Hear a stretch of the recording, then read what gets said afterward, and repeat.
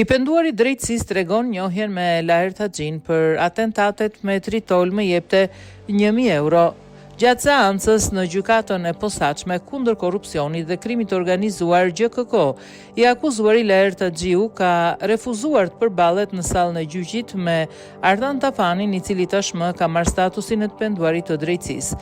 Tafani, dikur pjesë e grupit drejtuar nga Haxhiu, ka dëshmuar përpara trupit gjykues duke rrëfyer mënyrën se si është njohur me të dhe disa nga veprimet kriminale që sipas tij ka kryer me urdhër të tij. Në deklarimet e tij ai ka treguar se kontakti i parë me Haxhiun është bërë përmes një të njohuri nga Lushnja, ndërsa takimi është organizuar në zonën e Dajtit nga Lulzim Arapi. Sipas Tafanit, gjatë këtij takimi Haxhiu i ka kërkuar të tregojë çfarë aftësish kishte, pasi ishte informuar më parë për përfshirjen e tij në vjedhje me dhunë. Për këtë bashkëpunim fillestar, ai pretendon se është paguar me rreth 1.000 euro.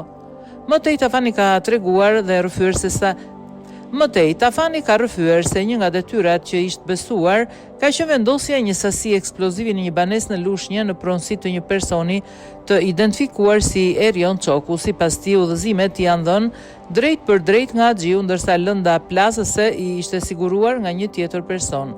Për këtë veprim ai pretendon se ka marrë një shumë të vogël parash.